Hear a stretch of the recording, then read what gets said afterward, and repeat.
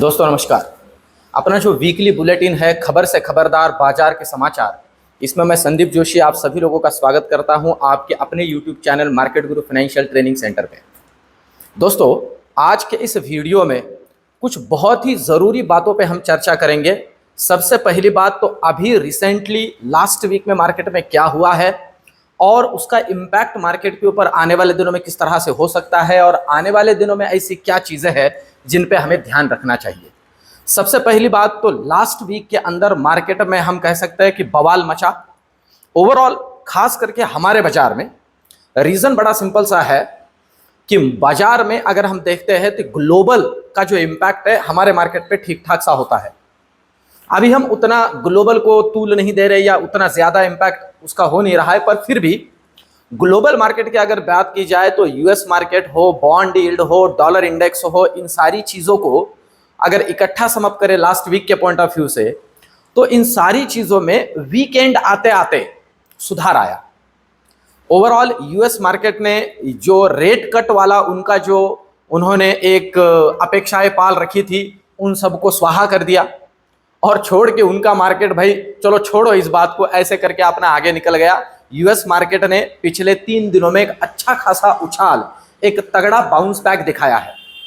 और इसके अलावा हमारे एंड पे अगर बात की जाए तो डॉलर इंडेक्स में सुधार होने की वजह से ग्लोबल मार्केट में जो अभी रशिया यूक्रेन हो या इसके अलावा इजराइल और ईरान का जो इशू चल रहा था, इसके वजह से जो एक दबाव आ चुका था क्रूड ऑयल के ऊपर, जो हमारे ऊपर सबसे ज्यादा इंपैक्ट करता है, वो क्रूड ऑयल भी नॉर्मलाइज हुआ ड्यू टू उनका जो वॉर का सारा सिनेरियो है वो भी ठंडा पड़ता दिख रहा है। इन सारी चीजों को देखा जाए तो हमारे पॉइंट ऑफ व्यू से, हमारे मार्केट के पॉइंट ऑफ व्यू से ये सारी चीजें पॉजिटिव है, ये सारी की सारी चीजें पॉजिटिव है। फिर भी हम कह सकते हैं कि इस महीने का एक तगड़ा डाउनफॉल परसों फ्राइडे के मार्केट में दिखा दिया। अब दोस्तों ओवरऑल इसकी अगर हम बात करें तो कुछ चीजें मैं आज के इस वीडियो में आपके सामने रखने वाला हूं। 2019 के मार्केट में क्या हुआ था और अभी आगे क्या हो सकता है। सिंपल है, क्योंकि हमें इलेक्शन को अगर कंपेयर करना है तो इलेक्शन टू इलेक्शन कंपेयर करना पड़ेगा और इस इलेक्शन के अंदर भी ओवरऑल उसी तरह का सिनेरियो है। उसी तरह का मैं क्यों कह रहा हूं इसे भी मैं क्लियर कर देता हूं। देखिए, ये लोकशाही में, डेमोक्रेसी में सबसे ज्यादा इंपॉर्टेंट बात होती है कि जो विपक्ष होता है वो बहुत तगड़ा और स्ट्रांग होना चाहिए। पर ओवरऑल ये मेरा खुद का एनालिसिस है और इस एनालिसिस पे बूते पे अगर जो कुछ बातें मैं मुझे दिख रही है वो आपके सामने रखूं और लिटरली यही बातें आपको भी दिख रही है, ऐसा नहीं कि आपको कुछ अलग दिख रहा है। हमारा विपक्ष बहुत ही ज्यादा कमजोर है और बटा हुआ है, ये सबसे बड़ी दिक्कत है दोस्तों। और आज के डेट में अगर आप किसी भी समझदार मतदाता को पूछो कि भाई तुम्हारे सामने विकल्प क्या है, तो बहुत हद तक विकल्प बहुत ही कम है। देखिए क्या होता है, चुनाव ये जो शब्द है ना, इसी के अंदर 2 बातें बहुत मैटर करती है, क्योंकि चुनाव करना है 2 में, और जब 2 में चुनाव करना होता है तो जो 2 होते हैं वो हम कह सकते हैं कि समकक्षी होने चाहिए, समान ताकत वाले होने चाहिए। तो अब हमारे यहाँ पे थोड़ी दिक्कत चल रही है, आप सभी लोगों को पता होगा। इन सारी चीजों को देखा जाए तो 2019 का जो इलेक्शन का पीरियड है वो अभी के साथ कंपेयर किया जा सकता है। और इसीलिए आप अगर मेरा फ्राइडे वाला वीडियो देखो तो उसके अंदर मैंने सीधी सीधी बात कही है इक्विटी इन्वेस्टर्स को। मैंने क्या कहा है, इक्विटी इन्वेस्टर्स इस गिरावट के अंदर घबराए नहीं। हाँ, ये मत समझिए, क्योंकि अभी बहुत ऐसे लोग आ जाएंगे कि जो कहेंगे अरे यार अब तो लोगों को कुछ अलग दिख रहा है, ये इलेक्शन में कुछ तो बहुत ही अलग होने वाला है, बहुत ही अलग रिजल्ट आने वाले हैं और अपना अपना पैसा अभी बड़े लोग निकाल रहे हैं, आप भी निकालना। अरे ऐसी बात नहीं होती है, मार्केट और इलेक्शन भी ऐसे काम नहीं करता है। आप बात को अच्छे से समझ लो, क्योंकि मतदाता अभी, पहले बहुत अलग जमाना था, आज का बहुत समझदार है। एक सिंपल सा एग्जांपल मैं आपको देता हूं, दिल्ली के इलेक्शन का ही एग्जांपल ले लेते हैं। मैं क्यों बता रहा हूं आप समझ लीजिए, क्योंकि दिल्ली के अंदर जो आज के डेट में वहां पे बहुमत वाली पार्टी है दिल्ली राज्य में, उस पार्टी को भी लोकसभा के अंदर सीटें जोड़ना बहुत मुश्किल हुआ। क्योंकि आप समझ लो कितना मैच्योरिटी आ गई है लोगों में। आपका वहां पे बहुमत का सरकार आ जाता है, पर वही लोकसभा के अंदर उनके ठीक ठाक एमपी वहां नहीं आते हैं। आप समझ लो, लोग आज, मतदाता बहुत समझदार हो चुका है, तो इन सारी सिनेरियो को अगर हम सम अप करते हैं, मैं फिर से कहूं, मैं ना भक्त हूं, मैं ना किसी पक्ष में हूं, ना विपक्ष में हूं, मैं अभी एज ए एनालिस्ट इन सारी चीजों को आपके सामने रख रहा हूं। तो हम यहां चेक कर सकते हैं कि क्या उसी तरह का सिनेरियो कंसीडर करते हुए मार्केट में क्या हो सकता है या हो रहा है, और लिटरली उसी तरह का मूवमेंट मार्केट के अंदर आता हुआ देख रहे हैं। इसलिए मैं कह रहा हूं कि जो इक्विटी, अब देखिए प्रोबेबिलिटी है नेक्स्ट वीक के अंदर यूएस मार्केट को अगर हम कंसीडर करें ना यहां, तो एक अच्छा खासा बाउंस बैक हमारे मार्केट में मिल सकता है। प्रोबेबिलिटी है मंडे एक तगड़ा गैप अप ही मिल जाए। अगर गैप अप मिला ना दोस्तों, तो आपके मेरे जेब में कुछ नहीं आता है एज ऑप्शन बायर, हम सबको पता है, पर प्रोबेबिलिटी बहुत ज्यादा है। और वहां से ज्यादा भी बहुत ज्यादा बियरिश का सोचिए मत अभी के लिए, तो क्योंकि ग्लोबल सुधर रहा है। इस बात को बहुत अच्छे से समझ लीजिए, ग्लोबल बिगड़ा हुआ था तब तो हम नहीं बिगड़े थे, तो ग्लोबल सुधरा हुआ है तब तो सारी चीजें लेवल टू लेवल इसीलिए मैटर करता है। और प्रोबेबिलिटी हमारे मार्केट में थोड़ा प्रॉफिट बुकिंग आ भी सकता है। रीजन मैं समझाता हूं, 2019 के तरफ चलते हैं। देखिए आपके सामने ये जो डेटा है ना दोस्तों, ये 2019 का है। 2019 में आपको बताऊं, अप्रैल मई, वैसे तो फरवरी से मई तक का पीरियड था, और मई 2019-23 को 23 ऑफ मई रिजल्ट आए थे।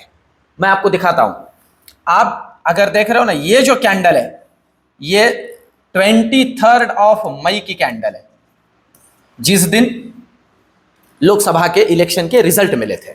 अब ध्यान दीजिए, उसके बराबर पहले का जो पीरियड है, उसके बराबर पहले का पीरियड एक पीक लगाता है मार्केट, एक पीक, और इस पीक के बाद मार्केट नीचे आ रहा है। आप देखते हो यहां तक का लो लगाया, और ये जो मूव है ना दोस्तों, ये मूव, ये टोटल तकरीबन 850 पॉइंट का मूव है, 850 पॉइंट का मूव है। ओवरऑल अगर देखा जाए तो उस मार्केट के पॉइंट ऑफ व्यू से, उस समय के मार्केट के पॉइंट ऑफ व्यू से 8 से 8.5% का डाउनफॉल है मार्केट के अंदर। ये देख रहे हो, और ये होता क्या है मैं आपको बताऊं, बड़े इन्वेस्टर्स जो होते हैं ना, अपने अपने हाथ बदलते हैं। वो पैसा रेडी कर रहे हैं ना यार, आप समझ रहे हो कि नहीं समझ रहे हो, वो पैसा रेडी कर रहे हैं। अभी अगर अभी की बात की जाए हमारे मार्केट की, तो पिछले 2 महीने में आप खुद जाके देख लीजिए, तकरीबन 60,000 करोड़ के ऊपर का अमाउंट डीआईआई ने हमारे मार्केट में डाला है। डीआईआई का मतलब हमारा ही investor, domestic institutional investors, institutional investor ने हमारे ही मार्केट में जोड़े हैं। भाई थोड़ा तो पैसा घर लेके जाएंगे, इसीलिए मैं कह रहा हूं कि रेडी रहिए।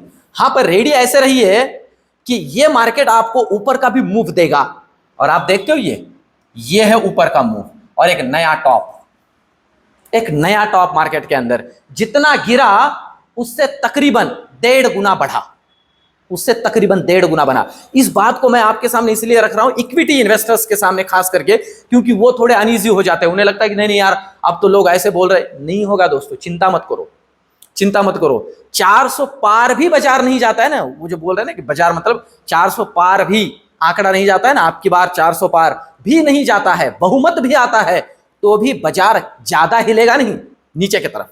इस बात को ठीक से समझ लीजिए। तो प्रोबेबिलिटी है मार्केट के अंदर इस तरह का एक मूव दिखेगा, समझ लीजिए। 1% गिरे यार, मैं तो कहता हूं कि 5% तक की प्रोबेबिलिटी है, मुझे लग रहा है मिनिमम।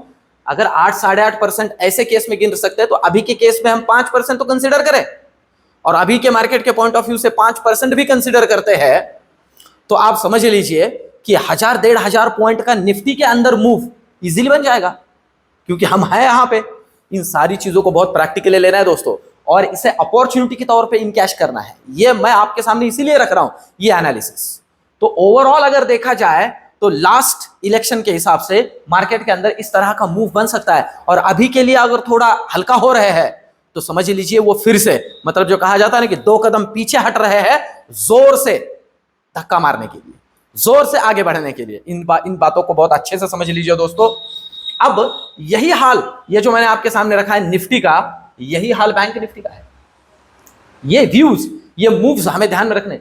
आइडेंटिकल चार्ट है, आपको तो लगेगा भी नहीं मैंने दूसरा चार्ट ओपन किया है। यह निफ्टी, यह बैंक निफ्टी, रेडी रही है, ठीक है। बैंक निफ्टी के अंदर यह अभी रिसेंटली चार्ट आ गया, पर ओवरऑल अगर देखा जाए दोस्तों, तो हमें रेडी रहना है नेक्स्ट मूव के लिए। और वो नेक्स्ट मूव आप समझ रहे हो, एक ऐसा, एक इस तरह से, और फिर से इस तरह से वी शेप मूव मार्केट के अंदर मिल सकता है, रेडी रहना है। अब चलते हैं दोस्तों नेक्स्ट इस वीडियो के अंदर रिजल्ट कैलेंडर नेक्स्ट वीक के पॉइंट ऑफ व्यू से। देखिए ये ओवरऑल मुझे जो समझाना था वो आपने समझ लिया, ऐसे मैं कंसिडर कर लेता हूं। ओवरऑल मेरी ये अपेक्षा होती है कि रिटेल इन्वेस्टर इक्विटी भी और ऑप्शन वाला भी दोनों तरफ रेडी रहे और थोड़ा थोड़ा पैसा सबका बने, क्योंकि दोस्तों मैं आप में से ही एक हूं। मैं कोई ऐसा एनालिसिस्ट नहीं हूं कि कहीं बहुत बड़े एमबीए कॉलेज के इंस्टीट्यूट से या कहीं से आके, मैं आप में से ही एकदम सिंपल 5,000 10,000 इन्वेस्टमेंट से उठकर यहां तक आया हूं। तो इन सारी चीजों को इसीलिए ध्यान में लेना है और सारा स्टडी का खेल है। अब नेक्स्ट वीक की अगर बात की जाए दोस्तों रिजल्ट के पॉइंट ऑफ व्यू से, तो मैं आपको बताऊं शायद से 8 तारीख को बहुत से रिजल्ट्स वैसे आ रहे हैं। एलएनटी वगैरह का रिजल्ट है निफ्टी के अंदर इंपॉर्टेंट। शायद 9 तारीख को एसबीआई है, जी हाँ 9 तारीख को एसबीआई का रिजल्ट आना है। अभी ये नेक्स्ट वीक बैंक निफ्टी के पॉइंट ऑफ व्यू से जो नेशनलाइज बैंक है उनके ऊपर हमें कॉन्सेंट्रेट करना है, क्योंकि उनके रिजल्ट्स है। बैंक ऑफ बड़ौदा है, इंडियन बैंक है, फिर ये एसबीआई है, इसके अलावा इसके साथ ही और कुछ बैंक्स का रिजल्ट, एशियन पेंट वगैरह ये तो हो गए, पर एसबीआई के साथ भी कुछ बैंक का रिजल्ट वैसे तो नहीं दिख रहा है। पर मैक्सिमम जो रिजल्ट आपको मिलेगा ना दोस्तों वो नेशनलाइज बैंक्स का मिलेगा। तो ये नेक्स्ट वीक नेशनलाइज बैंक के पॉइंट ऑफ व्यू से ज्यादा इंपॉर्टेंट है रिजल्ट की अगर बात की जाए तो अब मेरा व्यू क्या है, देखिए मैं तो समझ रहा हूं कि इस वीक का फर्स्ट हाफ पॉजिटिव हो सकता है ओवरऑल मार्केट के पॉइंट ऑफ व्यू से, पर फिर भी जिगजैग वाला मार्केट रहेगा, जिगजैग वाला। इस बात को भी अच्छे से ध्यान में रखिए। और टाइम टू टाइम लेवल्स तो मैं आपके लिए लेके आ ही रहा हूं, और जहां तक मैं देख रहा हूं नेशनलाइज बैंक के रिजल्ट भी अच्छे आने वाले हैं। देखिए दोस्तों कंपनी टू कंपनी प्ले करना भी बहुत जरूरी। रिजल्ट हमारे लिए एक अपॉर्चुनिटी होता है, तो अपॉर्चुनिटी को इनकैश कीजिए। अगर बैंक ऑफ बड़ौदा का भी अभी जैसे कोटक महिंद्रा का बैंक का रिजल्ट आया है, कोटक महिंद्रा का अपना कुछ दिक्कतें चालू है और कोटक का रिजल्ट अच्छा है दोस्तों, पर फिर भी बैंक निफ्टी के ऊपर उसका कितना इंपैक्ट पड़ेगा, कितना इंपैक्ट गिरेगा ये नहीं बोल सकते, क्योंकि उसका वेटेज बैंक निफ्टी में बहुत कम है। तो इन सारी चीजों को समअप किया जाए ग्लोबल मार्केट को, तो प्रोबेबिलिटी है मंडे का अच्छा खासा बाउंस बैक दिख सकता है मार्केट के अंदर, पर मैं फिर से कहूं ये जिगजैग रहेगा और प्रोबेबिलिटी एक डीप मिल सकता है as compare to last election data, एक डीप मिल सकता है, उसके लिए भी हमें रेडी रहना है। पर उस डीप के अंदर इक्विटी इन्वेस्टर्स ने पैसा रेडी रखना है, इस बात को भी अच्छे से समझ लीजिए। लेवल टू लेवल काम कीजिए। ओवरऑल ये मेरा एनालिसिस, ये रिसर्च, ये सारी चीजें कैसे लग रही है मुझे आप कमेंट में जरूर बताते जाइए। और दोस्तों ये सारा नॉलेज मैं आपको पास करता हूं, उसका सेशन कल से स्टार्ट हो रहा है। ये मेरा कोशिश है दोस्तों कि मेरे जितने रिटेल इन्वेस्टर्स हैं उन तक मैं ये नॉलेज सही तरीके से पहुंचाऊं। मेरे इस पूरे सेशन में या इस मेरे पूरे जर्नी में मैं कोई सॉफ्टवेयर नहीं बेचता हूं, कोई चीजें नहीं बेचता हूं, मैं सेबी रजिस्टर्ड एडवाइजर नहीं हूं तो कुछ नहीं बेचता हूं, मैं सारा का सारा नॉलेज आपके सामने रखता हूं। तो इन सारी चीजों को आप गो थ्रू कीजिए। ओवरऑल ये मेरा रिसर्च एनालिसिस कैसे लग रहा है कमेंट में मुझे जरूर बताइए। मिलते हैं नेक्स्ट वीडियो में, धन्यवाद।